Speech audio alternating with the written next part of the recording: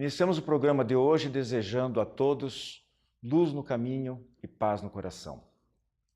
Na sequência dos nossos estudos sobre as conexões da doutrina espírita com as demais áreas do saber, ou pelo menos com algumas delas, nós vamos ver alguns pontos de contato entre o espiritismo e a física, aquela mesma do nosso tempo de colegial. E vamos ver que existem muitas coisas interessantes a respeito. Temos ainda o quadro O Espiritismo Responde. Diálogo Espírita, número 194, está no ar.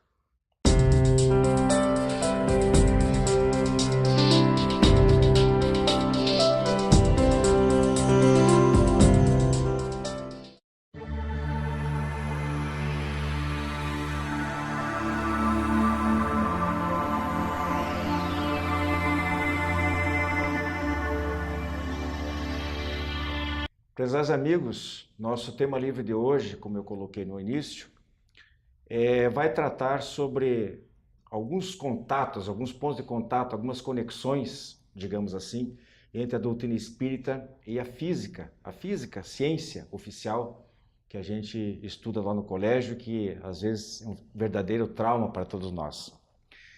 Eu estou aqui na companhia do Carlos Augusto Parchin, do Joilson Mendes. Tudo bem com vocês? Tudo bem. Para o início de conversa, nós vamos aqui puxar 4 questões da obra básica da doutrina espírita, que é o Livro dos Espíritos. São as questões 82, 93, 94 e 95. Inicialmente as 2 primeiras, onde em resumo os espíritos explicam que para definir o espírito não cabe exatamente o termo imaterial. O mais adequado seria incorpóreo, porque imaterial significa o nada, e o nada não existe. Então seria mais conveniente falarmos em incorpóreo, apesar que o espírito não é palpável. A matéria que constitui o espírito, os espíritos, segundo os próprios benfeitores, instrutores, seria de natureza quintessenciada. E isso significa o quê? Seria ela, Parchin, a tal da matéria psi do pesquisador espírita Hernani Guimarães Andrade, seria antimatéria? Como é que nós poderíamos elucidar esse ponto?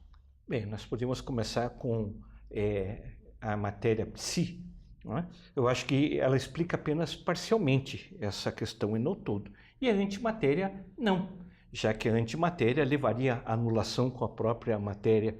Então não seria possível essa coexistência, a não ser em campos muito específicos de contenção. Eu entendo quando os espíritos falaram em quintessenciada, eles estavam buscando um termo para explicar o que seria esse incorpóreo, não é? Como o espírito tem existência real, e nós não podemos duvidar disso, porque você mesmo colocava que o nada não existe, é preciso explicar que tipo de matéria ou de coisa semelhante, de um princípio, poderia organizar essa estrutura espiritual que não fugisse da própria lei do universo, porque a lei é única, inclui-se aí a lei física, mas que também passasse a quem se interessasse essa certeza de que não é a matéria tridimensional dessa nossa dimensão. Eu diria que o que constitui o espírito é o que constitui a matéria, mas numa determinada vibração, polaridade e campo. O espírito em outra determinação, polaridade e campo, mas tendo matéria e espírito, um princípio gerador único. Seria assim, só para completar esse aspecto, na sua opinião, de estudioso, de espírita, de pesquisador e tal, você acha que estamos muito longe do dia em que, do ponto de vista da física, o espírito possa ser detectado, digamos, quase que colocado em laboratório? Não estamos, nós talvez em tempo a gente esteja um pouquinho distante, tempo nosso, terreno, mas isso chegará. Qualquer coisa que tenha existência real poderá ser detectada. Mas os amigos espirituais também nos dizem que nós temos limites da compreensão da natureza, e esse limite é proporcional ao nosso conhecimento. Quando nós não tivermos conhecimento suficiente, maturidade suficiente, elevação suficiente para entender certas coisas básicas, nós teremos dificuldade, mas chegaremos lá sem sombra de dúvida. E isso vai ser revolucionário, né? Com O dia que a certeza. ciência oficial admitir por inteiro essa realidade, muda todo o paradigma da vida na Terra, do ser humano, muda, Mas né? eu imagino que não será num planeta de provas e expiações. Talvez. Bom, mas eu quero colocar aqui, antes de nós seguirmos por outros caminhos ou descaminhos, para colocar para o Joilson as outras duas questões que eu citei do Livro dos Espíritos, que são a 94 e 95. E ali Kardec define, com o apoio dos superiores, perispírito, né? Que nós já falamos aqui em inúmeras oportunidades, ser tratado daquele elemento intermediário entre a alma, o espírito e o corpo físico. E eles definem como o perispírito em um lugar como substância vaporosa e em outro momento e derivado do fluido universal, que nós colocamos há pouco. De natureza semimaterial. Como compreender isso à luz da física?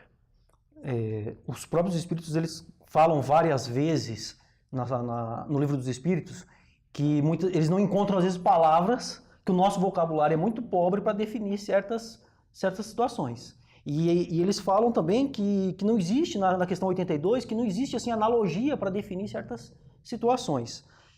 O perispírito a gente poderia comparar com aquela parte da planta que é revestida da planta, né? Me foge o nome dela agora. Né? O perisperma. O perisperma, né? Isso, que foi o que Kardec utilizou. Se na planta existe essa parte que reveste a planta, que é chamada de perisperma, então ele chamou de perispírito, né? Que foi um termo definido pelo próprio Kardec. E não tem como a gente definir, assim...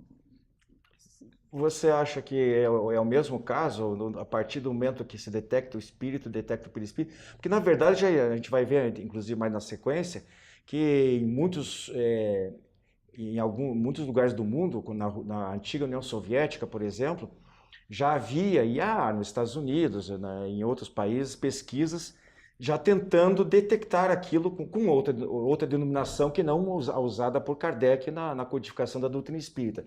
Mas já existe, talvez o perispírito, a detecção do perispírito leva do espírito. Você acredita nisso? Eu acredito que a detecção do perispírito vai ser mais fácil que a do próprio espírito. Porque é semimaterial. Exatamente. E nós temos que entender alguma coisa assim. Se eu estou em contato com vibrações ou com campos diferentes, eu tenho que ter um sistema de amortecimento que permita esse contato, para não haver o choque. O perispírito se encaixa exatamente nessa teoria. Ele é um intermediário no sentido de constituir o campo de contato. E aí nós conseguimos entender o que é o perispírito. O espírito tem um campo de contato que o permite interagir com a matéria física, vamos determinar assim, e com a própria energia de todo o universo. Esse campo é que é denominado perispírito, que foi usado, o perisperma da semente, como protegendo o embrião do restante da massa nutritiva. E realmente isso cai dentro da física. Se eu quero e eu tenho certeza, nós temos certeza espíritas, que o espírito pode interagir com a matéria, e esses são campos diferentes, eu preciso ter um campo intermediário que permita que essa conexão faça a ligação. Ocorra. A gente quando estuda o Livro dos Espíritos, para ficar mais especificamente nessa obra, a gente vai encontrar lá algumas coisas que aparentemente vão de encontro à física, né? Então lá falado sobre fluidos, a gente sabe que fluidos são, pela definição da física, são substâncias líquidas ou gasosas, né? E no desdobramento da questão 27 do Livro dos Espíritos, eles falam também em fluido elétrico, fluido magnético, porque eram termos usados à época. Não era só Kardec que usou isso no Livro dos Espíritos. A ciência como um todo, nessa época, o problema da terminologia. Kardec, aliás, enfatiza muito durante a obra. Toma cuidado com o tipo de palavra que você usa. O que está querendo dizer com o quê? Inclusive sobre alma e espírito, logo no começo, na introdução do Livro dos Espíritos, ele bate bastante nesse aspecto aí. Então, são coisas que hoje em dia teriam que ser modernizadas, adaptadas aos conceitos existentes com uma vestimenta de vocabulário diferente, né? Não tenha dúvida. Inclusive, nós temos que lembrar que Thomas Alva Edison, e depois Tesla com outros estudos mais avançados, eles chegaram primeiro à luz e não entendiam o porquê a luz ocorria. Eles não tinham noção da corrente elétrica. Então eles começaram a denominar isso de fluido elétrico, não é? Porque não tinham a noção que nós temos hoje da corrente elétrica em substituição. O próprio magnetismo, não é? Se falava em fluido magnético, foi a primeira explicação das mesas girantes. Então nós temos que contextualizar. Frases da época são frases da época, palavras da época, como colocou o Justo, são palavras da época. Se nós não fizermos a transposição, nós vamos achar que está errado, que é uma coisa de criança, uma brincadeira, mas não é não. Era o termo que se tinha e que estava disponível, inclusive, para o entendimento daquele momento. Só para a gente, antes da gente ir para o intervalo, eu gostaria de reforçar aqui, quando a gente falou sobre perispírito, que como que é estudado, como é que entra o problema da denominação. O que os espíritas chamam, nós chamamos de perispírito, lá para os antigos soviéticos, eles chamavam de corpo bioplasmático. É um nome mais chique, mais palatável também a todas as pessoas, né? Até porque lá prevalece o ateísmo, de um modo geral, era o termo que eles usavam. Já o Hernán Guimarães Andrade fala em modelo organizador biológico, e tem toda uma explicação, há vários livros desse pesquisador tratando especificamente desse assunto. São teorias, ele mesmo admite que são teorias, não são coisas definitivas comprovadamente, mas que estão no caminho de serem tornadas, digamos, uma coisa comprovada com o passar do tempo. Nós vamos para o intervalo e voltamos já em seguida. A Casa Editora O Clarim divulga há mais de um século a luz e o conhecimento da doutrina espírita com valioso conteúdo, de belíssimos romances a esclarecedoras obras doutrinárias. Conheça, divulgue e compartilhe a lucidez do Espiritismo. Casa Editora O Clarim. Acesse www.oclarim.com.br.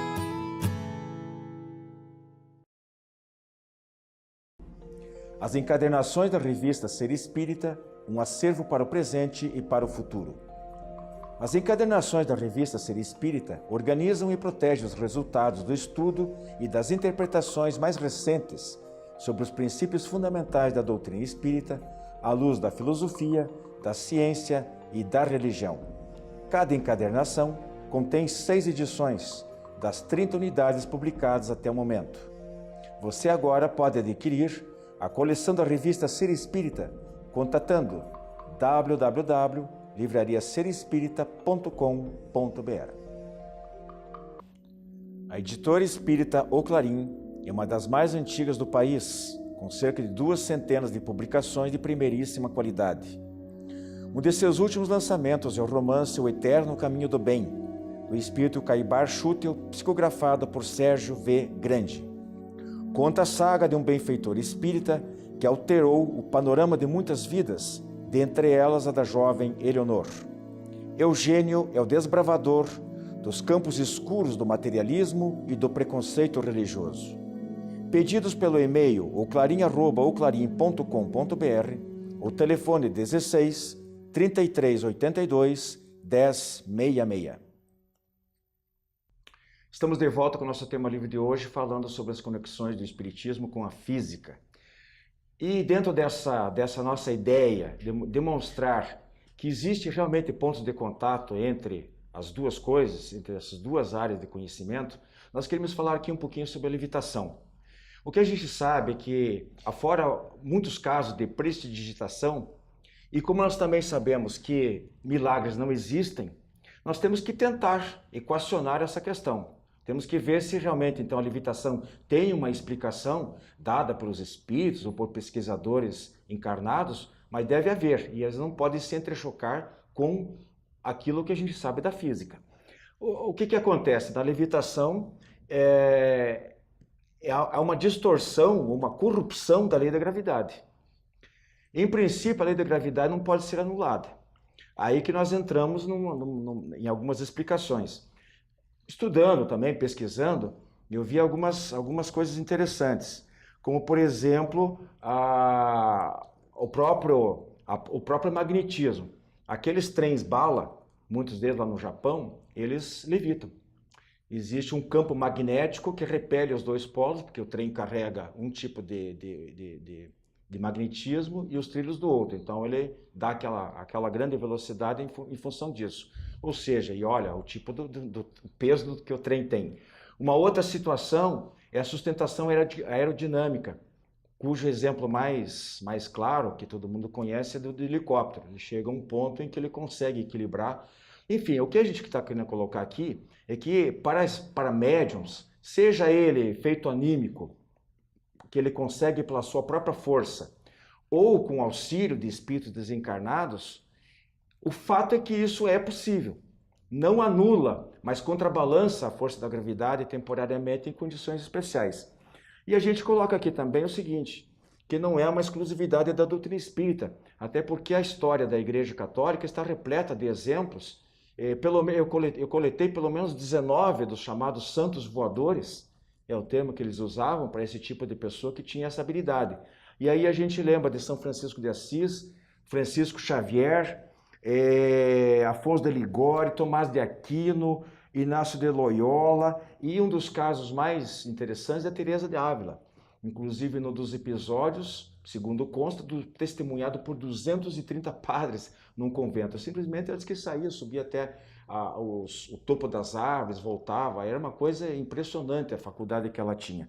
Então eu coloco para o Joilson e para o Parchin comentário em cima disso aí, se faltou alguma coisa que eu não expliquei ou não soube explicar. Não, tirando as evidências, você colocou muito bem a existência de fraudes, né, no processo, porque isso é uma coisa até relativamente fácil de se fraudar, mas a história está tão cheia de fatos e já foi tão bem documentado, mesmo fora da doutrina espírita, como você colocou na própria Igreja Católica, que não se pode negar que existe esses fenômenos de levitação. Mas nós podemos analisar esses fenômenos por duas possibilidades. Nós sabemos que a gravidade ela é um resultado da trama do espaço com o tempo. Então, se alguma coisa puder interferir energeticamente nessa trama, a gravidade pode ser anulada. É preciso um alto grau de energia para se fazer isso, como você colocou dos trem-balas, ou aquelas pastilhas de cerâmica. Eu tive a oportunidade de subir em São Paulo e ficar levitando em cima da pastilha, né? Claro, com supercondutores, mas uma pastilha de cerâmica. Então é uma coisa realmente impressionante. A outra possibilidade é nós termos realmente a existência da quarta dimensão, onde se possa atuar através da quarta dimensão e promover forças que anulem a gravidade, que não deixa de existir, é apenas anulada. A física tem elementos para explicar que essas possibilidades, pelo menos na teoria, elas são passíveis de explicação, ou com alto grau de energia, ou com realmente uma interferência de quarta dimensão. Inclusive no Oriente também, os monges, yogas, eles têm... Os yogis, né, os hindus, eles têm essa habilidade, muitos, né, não todos, né, mas muitos têm essa habilidade de sair levitando. E voltando lá no início, digamos assim, do estudo da doutrina espírita, tem o caso do Daniel Douglason, que foi um dos maiores, a gente chama de médium, né? Mas assim, de sujeito psíquico, ele levitava. Inclusive ele teve uma ocasião que ele levitou até o teto, ele saiu por uma janela e entrou por outra janela. Então também são casos. Eu coletei uma informação de um tal do Dr. Alexander Dulerov. Ele fala em campo biogravitacional. Ele é um dos que estuda essa possibilidade, né, a levitação, especificamente a levitação, porque é como a gente coloca aqui. Muita gente pode duvidar, achar que é uma farsa, que é ilusão para pessoas desatentas, o credo às demais, etc. Mas esses assuntos são estudados por pessoas muito comprometidas com a ciência. Pessoas sérias, né? E ele é um deles, dessa equipe que fala no campo biogravitacional, que seria justamente a sustentação de um objeto, porque não é só de pessoas, né? Pode ser a levitação de objetos, flutuar no ar. através de uma força, o que eles definem assim, de uma força mental especial que é emitida pela pessoa, né? E aí, nessa esteira disso aí, Joilson, nós temos os fenômenos de transporte também, né? Que é de fora para dentro, de fora para dentro, dentro para fora, e os de materialização e desmaterialização também. É que nós já comentamos, inclusive, num programa anterior, né, que tem as hipóteses de que alguns são transportados para a quarta dimensão e daí são modificados. Há teorias de que eles são desmaterializados, porém os espíritos falam que não é possível essa desmaterialização, porque senão se perde. Né? E tem a hipótese, tem pesquisadores que utilizam as duas, né? Parte da matéria é desmaterializada e transportada pela quarta dimensão. Exato. E o Parche, e Deus?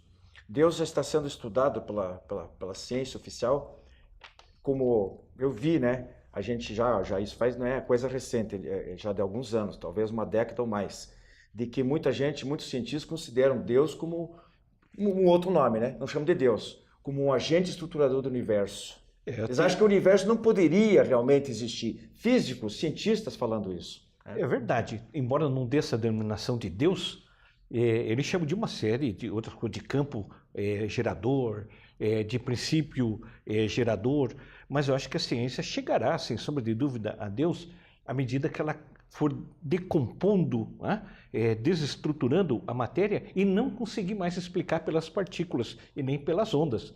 Nesse momento, ela terá que admitir que algo organiza, não é? Que as ondas e partículas não podem se organizar por si só. Tal é a perfeição que é exigida para isso. Eu acho que nesse momento nós chegaremos a Deus sim, embora a ciência ainda é reticente, e mesmo aqueles cientistas mais filósofos e que acreditam nisso, eles ficam com medo de colocar essa questão para não serem desmoralizados, entre aspas. Mas eles já admitem hoje que o que existe é um campo que envolve todo o universo e que todos nós estamos interligados por este campo. Pela física quântica. Pela física quântica. Eles chamam de campo quântico, né? Os cientistas falam que é o campo quântico. E que todos nós estamos envolvidos por esse campo e que fora dele não teria como nós sobrevivermos. Eles falam algo assim.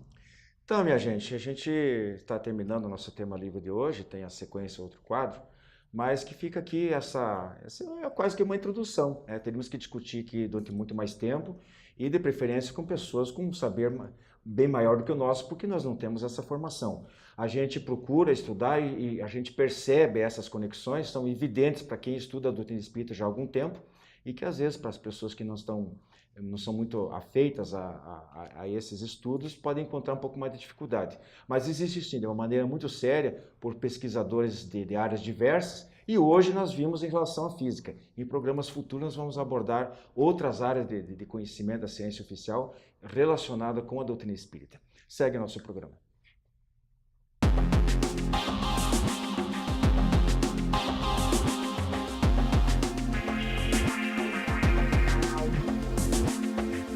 Olá, amigos. Eu estou aqui no quadro Espiritismo Responde para tratar hoje de uma pergunta que foi encaminhada pelos telespectadores a respeito da psicologia e um pouco do espiritismo, em que perguntaram se é possível alguma influência espiritual no processo de depressão, né? Ou a pessoa que está em depressão, se ela está sofrendo de uma influenciação espiritual, digamos assim.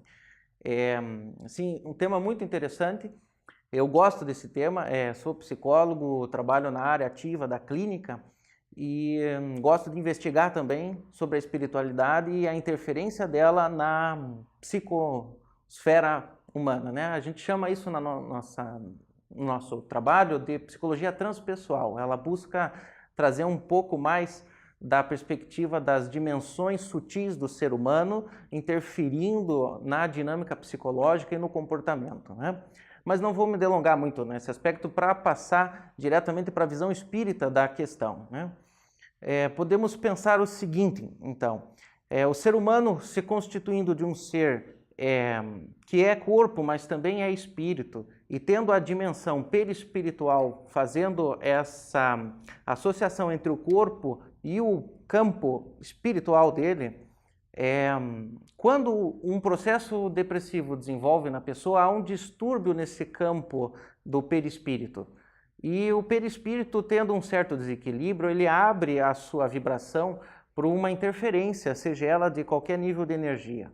Então, nós podemos dizer assim, que uma pessoa que está em depressão, ela está predisposta, sim, a receber influência espiritual. Não há como escapar disso. De que forma podemos entender mais aprofundado esse ponto? Pensemos assim, o seu campo mental está de uma forma organizada.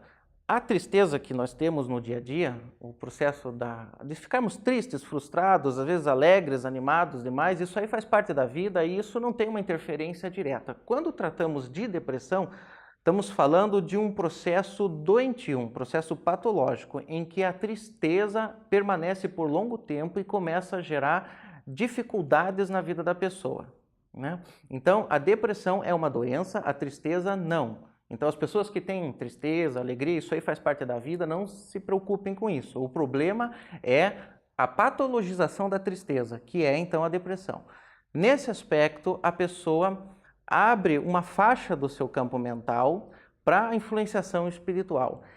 E aí pode, sim, haver vários fatores que estão aumentando o grau da depressão da pessoa.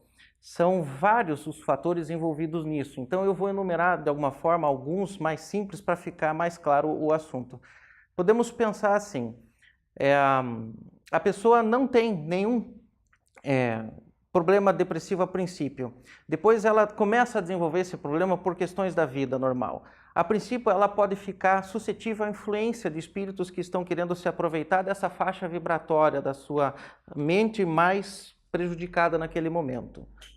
Então a pessoa ficaria suscetível a espíritos aproveitadores, vamos falar assim. O outro aspecto é quando já há uma obsessão sobre a pessoa contínua e que vem de outros tempos e que está começando a atuar de forma mais enfática. Ou seja, a pessoa já vinha sendo obsidiada e o processo da vida dela foi permitindo isso, ela passou por alguma frustração, então aquele espírito obsessor se aproveita desse momento e interfere ainda mais, fazendo os efeitos da depressão piorarem na vida da pessoa. Diante disso, como é que nós podemos pensar em uma alternativa para lidar com essa situação? Toda a depressão envolve uma certa prepotência da pessoa, A pessoa não aceita bem as dificuldades com que ela está vivendo e passando. Isso gera uma carga de fracasso que acarreta uma raiva na pessoa, uma revolta. Quando a pessoa que está em depressão aumenta a sua revolta, ela aumenta a sua vibração, a suscetibilidade desse espírito obsessor. E ele se aproveita ainda mais, influenciando em efeitos mentais, de ectoplasmia, visões, sensações, e deixando a pessoa mais enfraquecida. Por conseguinte, a pessoa ficando mais enfraquecida, ela fica mais frustrada ainda e aumenta a sua revolta, o que aumenta a ligação com o espírito obsessor, ou seja, é um ciclo vicioso. Então, como pensar uma saída disso? Seja o processo que você está vivendo, numa frustração na vida, uma depressão, pense assim, cada dificuldade que você passa é uma oportunidade de crescimento. Cada dificuldade é uma oportunidade de você crescer. As dificuldades que passamos podem ser encaradas assim, como não como, eu digo assim, um fracasso ou você se sentindo fraco, mas como uma parte resignada sua e de uma forma branda. Você escapa do processo de revolta nesse processo. Assim. E no último aspecto que eu queria enfatizar é que nem tudo precisa ser exatamente do jeito com que nós queremos, ou precisa ser, ou é possível, ou é inteligente que seja. Nós podemos nos adaptar às situações como elas vão acontecendo. E com isso nós escapamos desse processo também de ligação espiritual.